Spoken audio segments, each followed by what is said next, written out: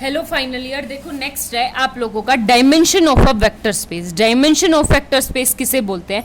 The number of elements in any basis of a finite dimensional vector space VF is called the dimension of the vector space VF।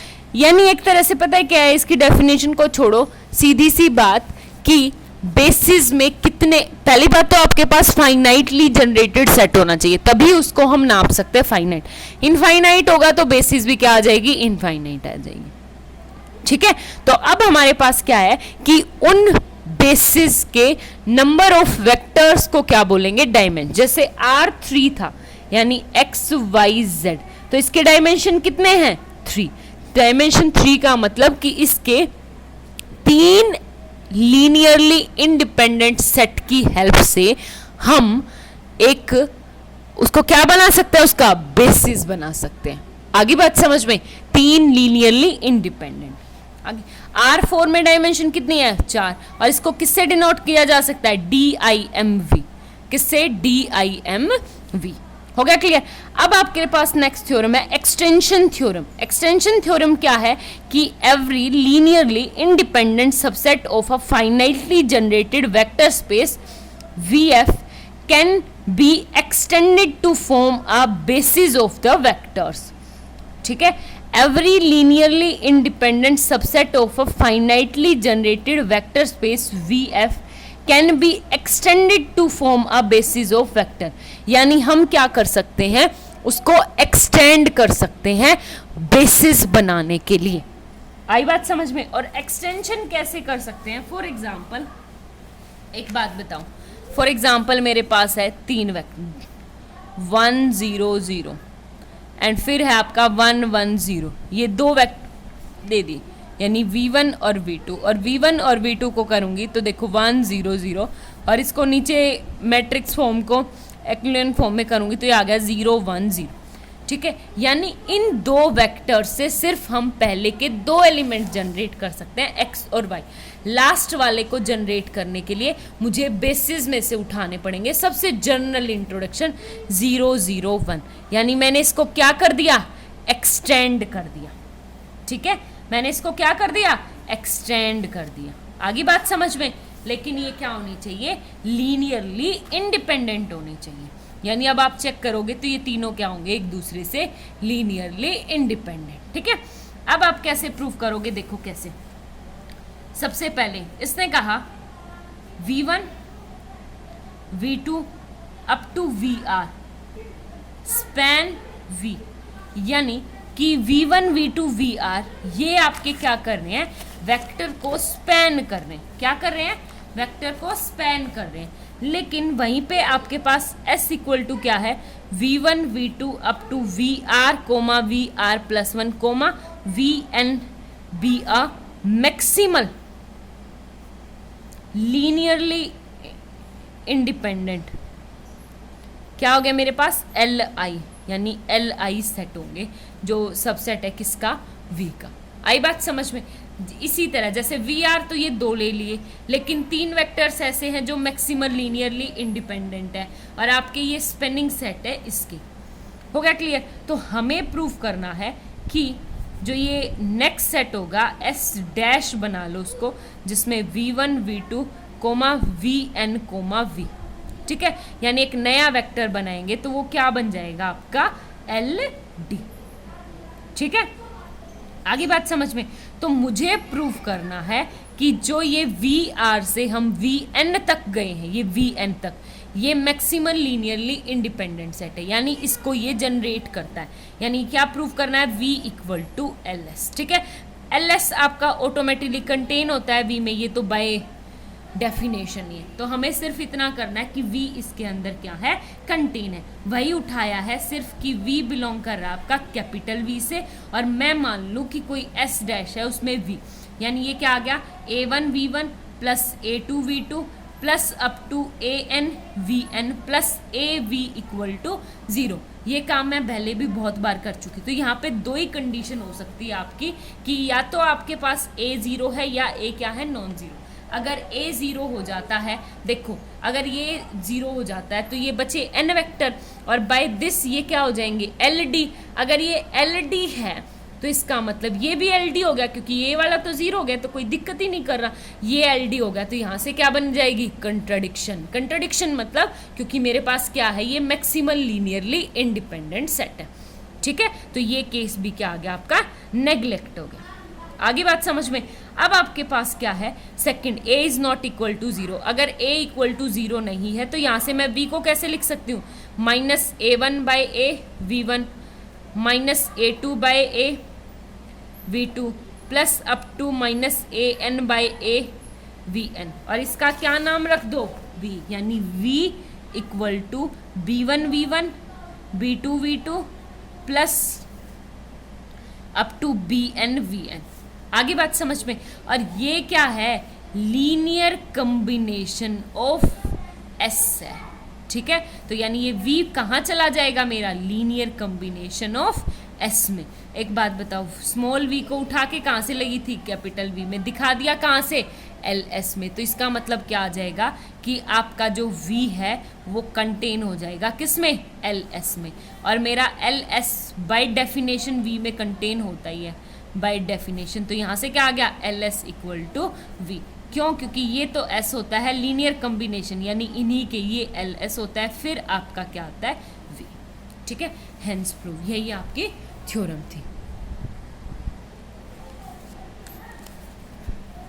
देखो finally next है आप लोगों की theorem. इसने कहा if W is the subspace of a finite dimensional vector space VF, then W is a finite dimensional and dimension of W is less than equal to dimension of V। पता है क्या दे रखा है, कुछ नहीं, ये है आपके पास V, ठीक है, और ये है डायमेंशन ऑफ, यानी डायमेंशन ऑफ V, ठीक है। तो डायमेंशन ऑफ v क्या मान लूं मैं, n नंबर्स मान लूं। आगे बात समझ में। तो इसने कहा v का एक सबस्पेस है w, ठीक है, तो इसकी डायमेंशंस क्या होगी w, उसको मैं मान लूं m। तो सबसे पहले तो करना है आपको m is less than equal to n। आगे बात समझ में, ये आपको प्रूव करना है सबसे पहले काम। तो उसके बाद ये तो 2 मिनट का काम है नीचे वाला। तो सबसे पहले आप ये प्रूव करो, कैसे प्रूव करेंगे वो देखो।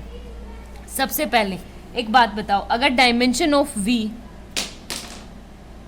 आपके पास n है और n है तो इसका मतलब ये क्या, maximal linear independent set of vector, यानी मैक्सिमल लीनियरली इंडिपेंडेंट सेट है वेक्टर का। आगे बात समझ में। तो सेम अगर w आपका क्या है, same as it is w क्या है आपका, सबसेट है किसका, v का। तो w के अंदर भी क्या हो सकते हैं, मैक्सिमम नंबर कितने हो सकते हैं, n, ठीक है। यानी w को किससे जनरेट किया जा सकता है, मैक्सिमम n नंबर से जनरेट किया जा सकता है, n से कम नंबर्स के लिए। आगे बात समझ में। तो हम मान के चलें कि लेट w को जनरेट करने वाले ये है आपके पास w1 w2 up to wm, और ये m स्पेशप है कि लेस देन इक्वल टू क्या होगा, n। आगे बात समझ में। तो ये है m is less than equal to n। हो गया क्लियर। अब आपको क्या प्रूव करना है कि ये इसकी डायमेंशन है और ये इससे क्या है, लेस देन है। तो सेम कंडीशन, अगर ये लीनियरली इंडिपेंडेंट है, जब ये लीनियरली इंडिपेंडेंट है, डायमेंशंस का मतलब ही यही होता है लीनियरली इंडिपेंडेंट। अगर ये इंडिपेंडेंट है तो m भी क्या हो जाएंगे, li हो जाएंगे, ठीक है। तो अब हम अगर इस तरह लेते हैं कोई नया vectors, small w belongs to capital W, तो such that w1 w2 up to wm और कोमा w ले लेते हैं, तो वो क्या सेट हो जाएगा आपका, LD। क्या हो जाएगा आपके पास, LD। आगे बात समझ में। तो सेम एज इट इज इनका हमें linear combination a1 w1 plus a2 w2 plus up to am wm plus aw equal to 0, ठीक है। तो वही आपके पास दो condition, if A equal to 0, अगर ए आपका 0 हो जाता है तो ये सेट क्या आपका LD, तो ये ऑल स्केलर्स क्या हो जाएंगे LD, लेकिन हमारे पास क्या है ये m वेक्टर्स तक तो Li है, तो क्या आ जाएगी आपके पास कंट्राडिक्शन आ जाएगी। ठीक है, अब आपके पास सेकंड है a is not equal to 0, यानी अब ये क्या आ जाएगा w equal to minus a1/a, w1 plus minus a2 by a, w2 plus up to minus am/a wm। ठीक है, तो यहाँ से क्या आ गया w1 b1 w1 plus b2 w2 plus up to bm wm। आगे बात समझ में। अब इसका मतलब ये क्या आ गया कि W के हम किसी भी एलिमेंट को इन m वेक्टर्स की हेल्प से क्या कर सकते हैं, जनरेट कर सकते हैं। ठीक है, यहाँ पे तो हम लीनियरली इंडिपेंडेंट लेके चले थे ये m वेक्टर्स को, सिंपल लीनियरली इंडिपेंडेंट, लेकिन हमने यहाँ पे क्या प्रूव कर दिया कि लीनियरली इंडिपेंडेंट के साथ भी क्या है कि इन m वेक्टर्स की हेल्प से हम W का कोई भी आर्बिट्रेरी एलिमेंट जनरेट कर सकते हैं। तो इसका मतलब क्या आ गया कि dimension of W equal to क्या आ गया m, बट मेरे को पास क्या था m is less than equal to, m क्या है आपका dimension of W, less than n क्या है डायमेंशन ऑफ V, यानी इस m को मुझे क्या प्रूव करना था डायमेंशन, और डायमेंशन की डेफिनेशन ये होती है कि आपके पास क्या हो वो बेसिस के नंबर्स ऑफ फैक्टर, तो बेसिस के अंदर कितने वेक्टर होंगे m वेक्टर्स होंगे। ठीक है, तो हेंस प्रूव। अब एक बात बताओ, सीधी सी बात है कि यहाँ पे इसने फर्स्ट दे रखा है कि इफ एंड ओनली इफ में if dimension of v equal to dimension of w, तो if and only if v equal to w। देखो अब क्या है, इसके इक्वल प्रूफ करना है, तो एक बात बताओ, dimension of v dimension of v दे रखा है, तो ये किसके इक्वल होगे n के।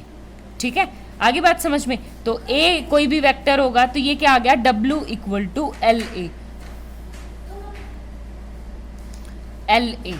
और a क्या है आपका लीनियरली इंडिपेंडेंट सेट, कोई एक नया ही सेट बना लिया a equal to w1 w2 और wn, पहले wm तक थे। आगे बात समझ में। तो एक बात बताओ कैसे कर सकते हैं, लीनियरली इंडिपेंडेंट और डायमेंशन है तो बेसिस तो है।